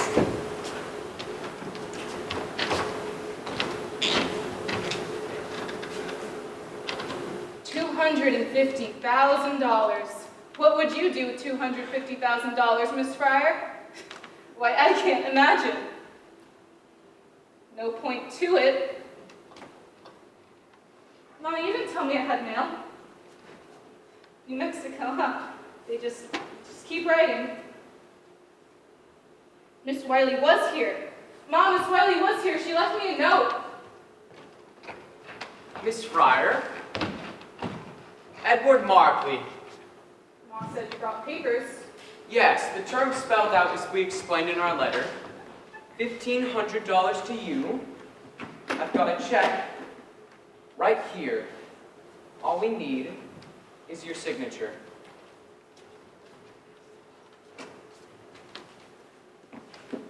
It's in triplicate. Grace, Mr. Markley is a very busy man. Oh no, please, take your time. If you prefer, I can leave and come back tomorrow. No. We'll do this now. What's hold harmless? You agreed to hold the company harmless from any further action. No more lawsuits. Correct. Is that just me or anybody in my family? Your entire family. It precludes a wrongful death action also. This is a confidential settlement. Yes. You didn't say nothing about it being confidential. That's standard for most legal settlements, Miss Fryer. We like to protect our privacy. And your privacy also. It cuts both ways. You agree to keep silent about the terms of the settlement, and so do we. That seems fair. Need a pen? I have another question. Grace, Mr. Markley already explained the settlement to you. Mom. I don't mind. What's contributory negligence, Mr. Markley? It's not in these, it's in the other papers that you filed when we did the lawsuit. The Radium Company said its defense was the statute of limitations and contributory negligence. I don't know what you're asking, Miss Fryer. It means it's our fault, don't it? It's a standard defense, Miss Fryer. I wouldn't take it personally. How else can I take it? Mr. Markley, Grace has had an awful headache all day. Maybe you can leave the papers. Maybe you could just answer the question. Why are you doing this? Why didn't you tell me Miss Wiley was here? You'd already made up your mind. She would only try and talk you out of it. What did she say about Catherine? Mr. Markley, if you'll leave the papers, Grace will sign them. Mom, what did she say about Catherine? She said, it don't look good. Perhaps I should come back later, when Miss Fryer is feeling better. You didn't answer my question, Mr. Markley, and I'd really like an answer, because let me tell you, I quit school at 15. I went to work because my folks needed the money. At your plant, they told me what to do, when to do it, how to do it. My folks didn't raise me to make trouble, so I didn't make trouble. I did what I was told. I never argued. So tell me, how do you get contributory negligence out of that? As I said, it's a standard defense. There's nothing standard about what happened to me. We deeply regret your situation, but there is no evidence to tie your condition to any action by the U.S. Radium Corporation. Then why are you giving me this money? It's a humanitarian gesture. A humanitarian gesture? Mr. Markley, I'll take it. Humanitarian! Month after month, you put us off delay after delay, knowing how sick we were, how tired and desperate. Humanitarian? You're waiting for us to die. Grace, please, stop this now. Mom, one by one, I watched my friends get sick and die in the most horrible way. And you think I should be grateful for any spare change they throw at me? Miss Fryer, this is a very generous offer under the circumstances. I would advise you to take it, because it won't be on the table very long. What do you mean? If Miss Fryer does not sign within 24 hours, we will be forced to withdraw our offer, permanently. Grace? He's lying. I beg your pardon, miss? You mean to tell me that if I don't sign this now, but I come back a week from now saying I changed my mind, you'd still rather go to court? You'd still rather some judge get a look at me and take your chances I won't win on sympathy alone? 24 hours. You're just trying to bully me. Very well then, Miss Fryer. We'll take that as a no. And we'll see you in court. Yes, you will. You will see me. If they have to carry me in there, you will see me. You and Mr. Reader both. You call that man back! I'm going to court, Mom. What are you trying to prove? You know you can't win. I want those people to look at me. I want them to look at me and explain how it's my fault I got sick working in their factory. And what will that get you? What? Mom, all my life I've done what other people told me to. I quit school because you said I should. I put that brush in my mouth because Mrs. McNeil said I should. I never said, please, can't I finish school? I never said, I don't like the taste of this paint. I never argued, even though I knew, Mom, I knew something wasn't right. At night, I'd lie in bed and I'd see my dress hanging on the back of my closet door, all aglow. My shoes on the floor, my hairbrush and comb on the dresser. So much light, Mom, so much light. And I never once questioned, I never once asked. Don't you see? They knew I wouldn't. That's what they were counting on.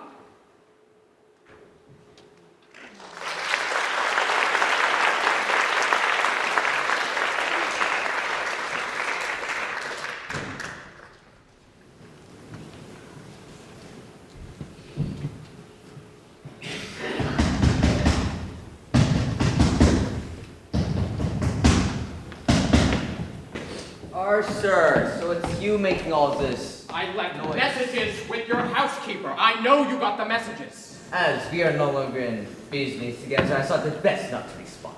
Is that what this is about? Perhaps a cup of tea will calm you. You never told us the paint was dangerous. Not to me, not to Dan. I didn't know. You didn't know. You invented the paint, and you didn't know. How could you lie like that? I didn't know until it was too late, Arthur. I should put you through that wall.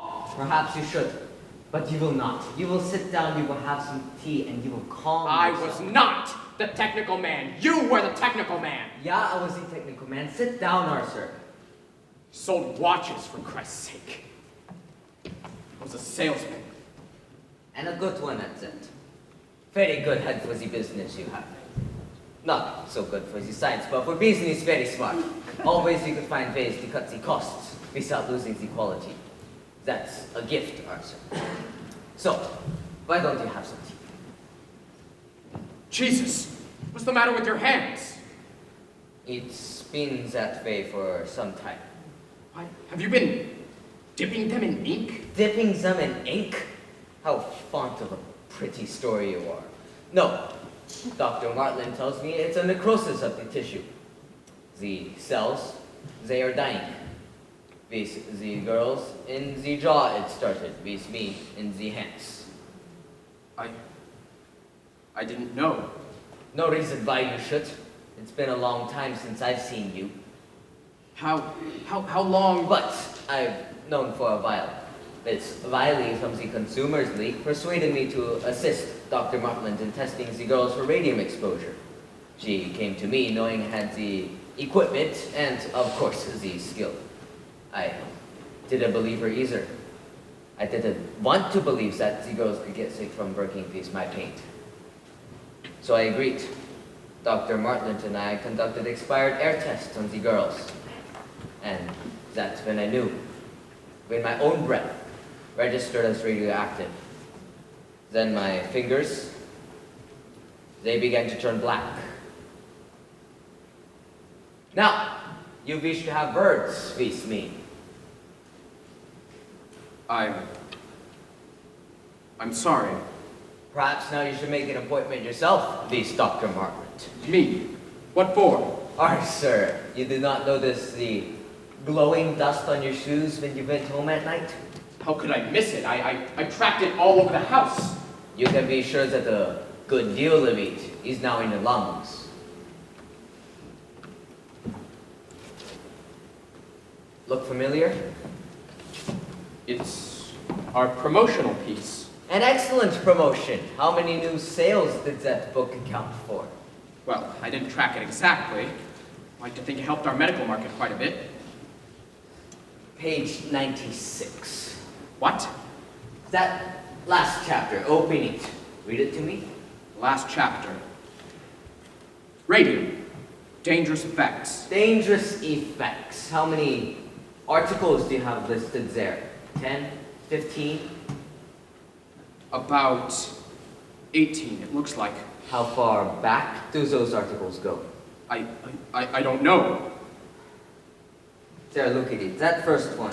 What is the date? 1906. 1906. Now let me see. When you go into court, you plan to testify that you had no idea that the radium was dangerous. How can you say that when your own book says that it was? How can you claim that you did not know? I never really read the book. What's that? I never really read the book. I just hired men put it together. I never really glanced at the galleys. Never really read the book. How do you mean you never read the book? It was a standard arrangement. An outside company prepared the piece. They were responsible for the book's content. which you never read. I think you'll find, Mr. Barry, that not many company presidents read their own promotions word for word. It has your name on it, you were responsible for the book's release, and you had final approval of its content. Mr. Lee was responsible for our promotional efforts at the time. I entrusted those activities to him. Now, Mr. Reader, you testified that you started with the U.S. Radium Corporation in 1918? Yes, as plant manager. And you held this position for how long? 4 years. During these 4 years, how often did you venture into the studio? Every day. Every day. So you must have observed these girls pointing the brushes on their lips. I don't recall. So you're saying you went into the studio every single day and you saw not one girl put a brush in her mouth? I said I don't recall. Don't recall. What do you recall, Mr. Reader? You're an awfully young man to have such a faulty memory. Objection! I withdraw. No further questions. Your witness, Mr. Markley. We have no questions for this witness, Your Honor. All right, gentlemen, please approach. I'm ready to issue my ruling. But, Your Honor, we have yet to present our defense. I realize that, Mr. Markley, but this proceeding is merely to determine standing. Now, I've heard enough these past 2 days to make that determination. The radium in the bones of these girls is an ongoing source of poison in their systems. Nothing your witnesses can say will change that fact, will it? But our witnesses are prepared to testify that the company could not have known about the danger. Mr. Markley, in the interest of justice, I am asking that the defense rest without calling any witnesses. We can conclude this hearing today and schedule the case for the trial. All right, Your Honor. Fine. I therefore rule that the statute of limitations has not been exhausted, and that these girls have a standing to sue. Your Honor, one thing. I have a very full schedule with 2 other cases pending, and a key witness will not be available until the end of the summer. We can't be available until September. Your Honor. I'm sorry, Your Honor, but our chief expert witness is associated with an institution of higher learning. This is the busiest time of year for him, and I can't expect him to appear. Mr. Markley is responsible for this situation. He is the one who has demanded continuous delay. Your Honor, we've just agreed to waive our right to present witnesses at this hearing. Surely you will not force us to make our defense at trial without the presence of our key witness? All right, Mr. Markley. Trial is set for September. This hearing is adjourned. Edward! Why can't Flynn appear? He's going to Europe. Europe? But he's known about this for months. Why would he? Very clever, Edward. How long do you plan to keep this up? As long as necessary. Mr. Markley? Mr. Barry, congratulations. I never believed the court would go for it. You know full well these girls can't wait until September. One will so ill she can't even appear in court. My client has a right to make his defense. We will not wait until September. I promise you that. One way or another, we will find room on the docket and your expert witness be damned. That girl is still staring at me. I wouldn't worry about it. She thinks it's personal. But I planned this. How do I make her understand that I never wanted for this to happen? You don't! You don't make her understand. You don't talk to her. But she looks like death, Edward. They all look like death, Arthur. Grace? That man, Miss Wiley, he won't look at me. He won't ever look at me. He just looks right past me like I'm not even here. It doesn't matter, Grace. He heard you.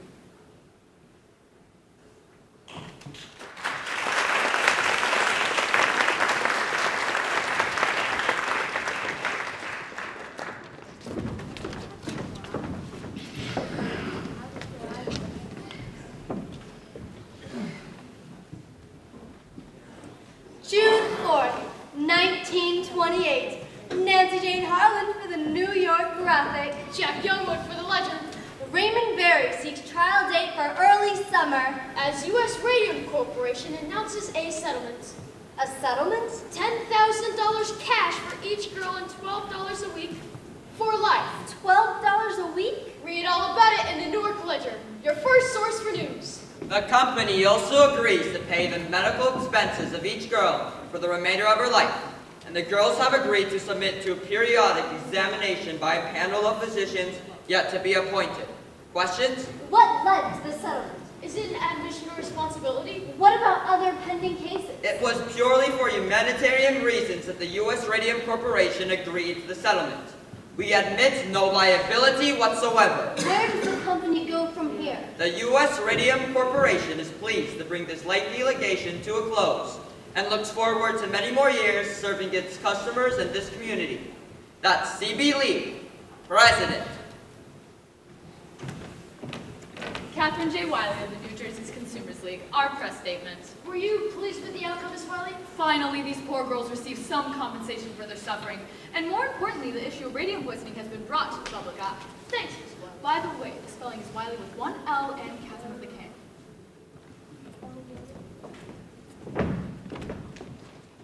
Well, Edward, it looks like we're back in business. What's your game plan? Didn't I tell you? I got a buyer for the tailings I've been piling up behind the building on Alden Street. Oh? Some contractor in Montclair needs a little info. That's perfect.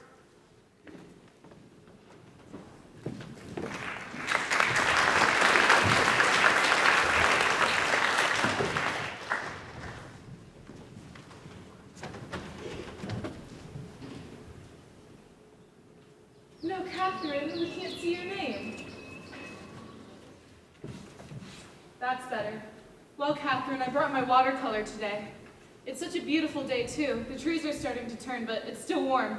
Too warm for a sweater. Not much of a breeze. A fine day to paint. Thought I'd find you up here. You were right. It's quiet. Yep, Well, guess if you need a place to rest, this is the place to do it, huh? I guess so. What do you call that? Watercolors. I'm a little weak when it comes to landscapes, though. No, it's good, Grace. It's nice. First thing I bought with the settlement money was some paints. Got some oils, too. Big spender. Then I bought a car. I didn't know you could drive. I can't. My brother's gonna teach me. He drove me up here today. Well, Grace, if you want to learn how to drive, I could teach you. Now, Tommy, we both know you've got other things to do now. You know about that. Orange just isn't that big. I meant to tell you in person, Grace. That's why I came here, to find you. It's fine. I'm happy for you. For the both of you. No hard feelings, then? You think I have time for that? I'm glad it worked out for you, Grace. Are you glad? I mean, you don't think you backed down too quickly, do you? We didn't back down. They backed down.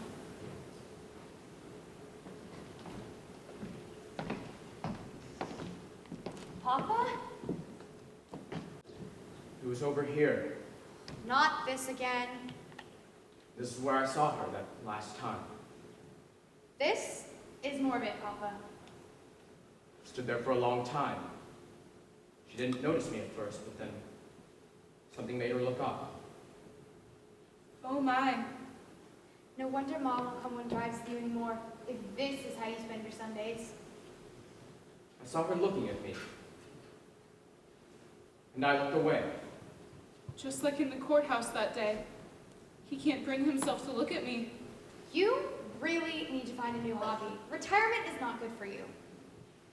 My heart was pounding, period. I never knew what I would say to her. I had the chance, suddenly. There she was. And I had the chance. So what did you say?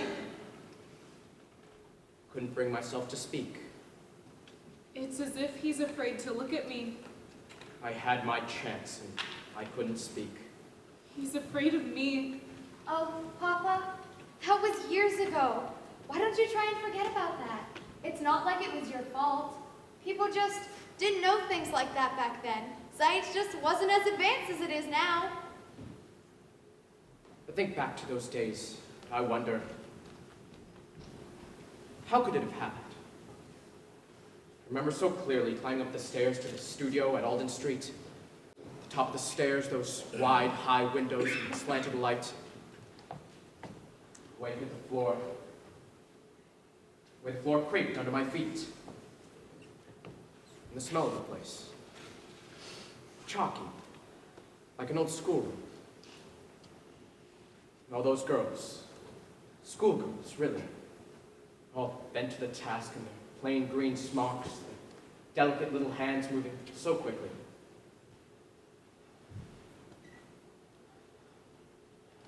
No man could ever work the way those girls did. So careful, so fast.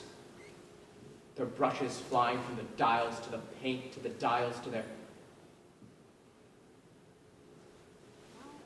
lips.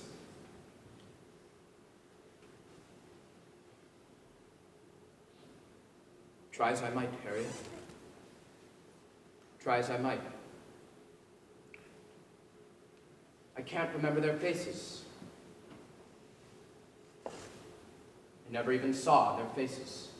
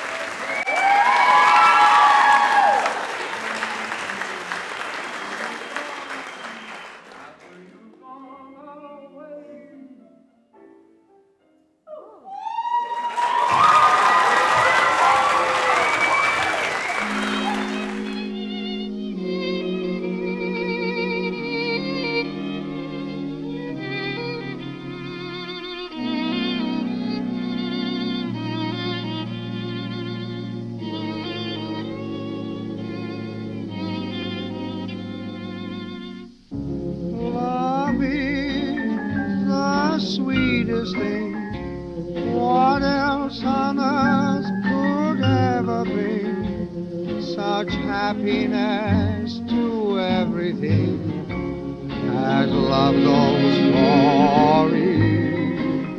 Love is the strangest thing, no song of birds upon the wing shall in our hearts more sweetly sing than love knows glory.